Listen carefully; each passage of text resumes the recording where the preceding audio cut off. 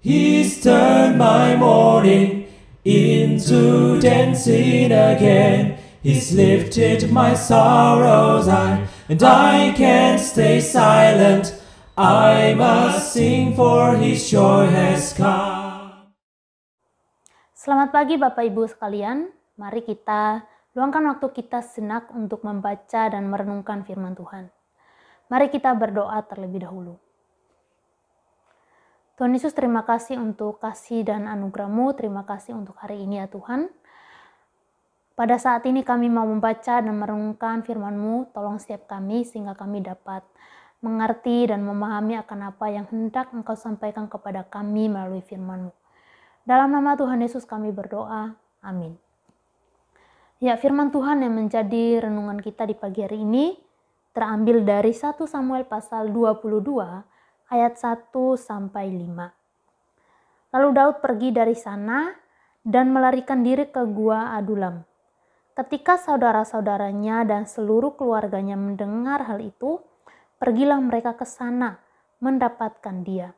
Berhimpunlah juga kepadanya setiap orang yang dalam kesukaran, setiap orang yang dikejar-kejar tukang piutang, setiap orang yang sakit hati, maka ia menjadi pemimpin mereka.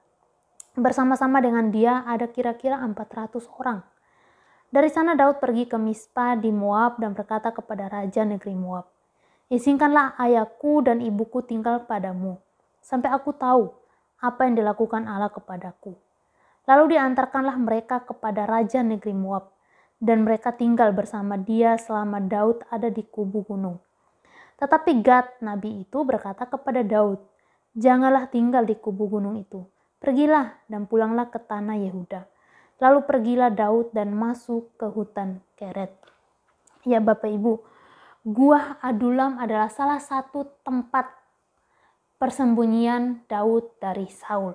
Seperti yang kita ketahui bahwa Daud ini sedang dalam pengejaran Saul.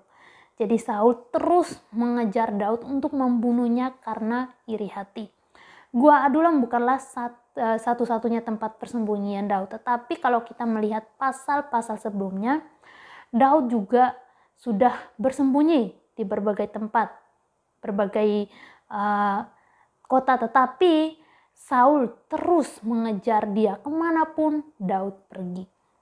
Sehingga hal ini membuat kehidupan Daud itu tidak tenang. Pasti ia juga mengalami ketakutan. Bisa kita lihat di pasal-pasal sebelumnya bahwa Daud ini sampai berpura-pura harus menjadi orang gila. Karena orang-orang di situ tuh tahu kalau Daud itu adalah orang yang bersama-sama dengan Saul, dan Daud ini adalah orang yang dikejar-kejar oleh Saul. Nah, sehingga ia harus berpura-pura menjadi orang gila. Nah, dalam bagian ini pasal 22 ayat 1 sampai 5 ini, Gua Adulam ini adalah tempat persembunyian Daud. Nah, di Gua Adulam ini Daud akhirnya bertemu dengan keluarganya. Ia dalam keadaan yang tidak baik-baik saja. Ia dalam keadaan kesulitan, nyawanya terancam. Tetapi dia tidak melupakan keluarganya. Dia tetap peduli dengan keluarganya. Bisa kita lihat bagaimana ia menitip keluarganya pada Raja Moab. Karena dia tahu bahwa kalau keluarganya, ayah ibunya bersama dengan dia, maka kehidupan mereka tidak aman. Nyawa mereka juga akan terancam. Karena dia tahu bahwa Saul itu akan terus mengejar dia. Karena itu dia menitip orang tuanya kepada Raja Moab. Ia tahu, ia tetap peduli kepada orang tua, kepada keluarganya. Meskipun nyawanya sendiri itu terancam. Nah, tidak hanya itu. Tetapi kalau kita melihat di ayat 2 dikatakan di sini bahwa berhimpunlah juga kepadanya setiap orang yang dalam kesukaran. Setiap orang yang dikejar-kejar tukang piutang, setiap orang yang sakit hati. Ketika Daud di Gua Adulam, orang-orang datang kepada Daud, orang-orang yang punya pergumulan, punya kesulitan. Mereka datang kepada Daud dan dikatakan bahwa Daud menjadi pemimpin daripada mereka. Padahal kita tahu bahwa kehidupan Daud sendiri aja dalam keadaan terancam, dalam keadaan kesulitan. Tetapi di tengah-tengah kesulitan, di tengah-tengah pergumulan Daud itu dia masih menunjukkan kepedulian dia itu terhadap orang lain. Ia menjadi tempat di mana orang-orang datang kepada dia. Ia menjadi berkat bagi mereka, ia memimpin mereka. Di sini kita juga bisa lihat bahwa melalui peristiwa yang dialami oleh Daud ini, Tuhan sedang melatih Daud untuk menjadi seorang pemimpin, untuk menjadi seorang raja gembala bagi orang-orang Israel. Di tengah-tengah kesulitan, nyawanya sedang terancam, memang tidak mudah untuk menerima orang-orang yang juga dalam kesulitan. Dirinya sendiri aja harus dia jaga, lindungi. Tetapi dikatakan bahwa di tengah-tengah situasi seperti itu banyak orang yang datang. Dan Daud tidak menolak mereka. Dia tetap peduli dan dikatakan bahwa dia menjadi pemimpin bagi mereka. Daud juga tetap taat kepada Tuhan meskipun dia dalam keadaan kesulitan. Meskipun dia dalam keadaan sedang tidak baik-baik, dia tetap taat kepada Tuhan. Buktinya ketika si Nabi Gad menyuruh dia untuk pergi. Dia taat dan dia pergi. Dia juga tetap mengandalkan Tuhan di dalam kehidupannya. Di ayat yang ketiga dan keempat, dari sana Daud pergi ke Mispa di Moab dan berkata kepada raja negeri Moab, "Izinkanlah ayahku dan ibuku tinggal padamu, sampai aku tahu apa yang dilakukan Allah kepadaku." Lalu diantarkannyalah mereka kepada raja negeri Moab, dan mereka tinggal bersama dia selama Daud ada di kubu gunung. Jadi ia katakan bahwa sampai aku tahu apa yang Allah lakukan kepadaku. Ini adalah salah satu bukti di mana Daud mengandalkan Tuhan. Dia mau mengikuti kehendak Tuhan. Jadi sampai dia tahu apa sih yang Allah lakukan lagi dalam kehidupannya. Jadi ia tidak berontak terhadap Tuhan. Kok saya mengalami begitu banyak kesulitan, saya kok nggak salah tapi dikejar-kejar oleh Saul. Dia tetap mengikuti proses yang ada. Dia tetap menunjukkan kepeduliannya dan tetap menjadi berkat di tengah-tengah penderitaan, di tengah-tengah kesulitan yang dia alami. Bapak, Ibu, dan saudara-saudara sekalian, saya percaya bahwa kita juga punya pergumulan kesulitan masing-masing. Nah, di situasi seperti itu apa yang kita lakukan? Apakah kita menjauh dari Tuhan?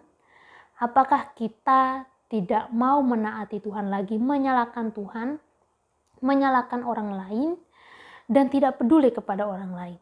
Mari kita belajar dari Daud bagaimana kita mau belajar bahwa di setiap peristiwa, di setiap masalah yang kita hadapi itu, di situ Tuhan mau membentuk karakter kita. Tuhan mau kita menjadi berkat, kesaksian bagi orang lain di dalam setiap apa yang kita alami.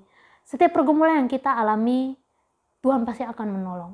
Ketika Tuhan menolong kita, ketika kita sudah ditolong oleh Tuhan, Tuhan mau kita menjadi berkat. Bahkan di tengah-tengah kesulitan kita pun Tuhan mau kita menunjukkan kepedulian.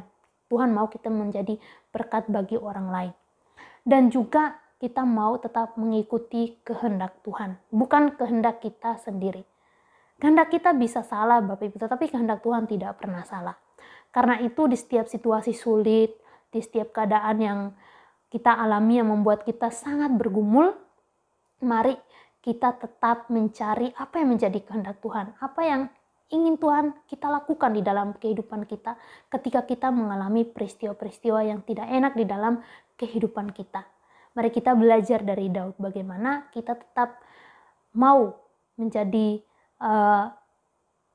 berkat bagi orang lain, kita tetap peduli kepada orang lain ketika kita sedang tidak baik-baik.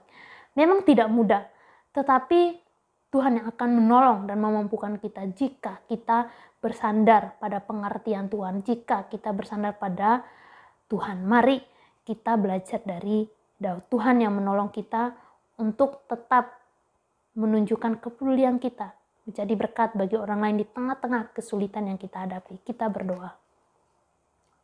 Tuhan, terima kasih untuk kebaikan-Mu, terima kasih untuk kasih-Mu dalam hidup kami. Kami menyadari Tuhan tanpa Engkau, kami tidak bisa melakukan apa-apa di dalam kehidupan kami. Kalau hari ini kami mengalami pergumulan, kesulitan, Tuhan tolong kami agar kami mampu menghadapi semua itu. Di tengah-tengah kesulitan yang kami hadapi, Engkau boleh memampukan kami untuk tetap menjadi berkat, tetap peduli kepada orang-orang di sekitar kami. Dalam nama Tuhan Yesus kami berdoa. Amin. Joy has come.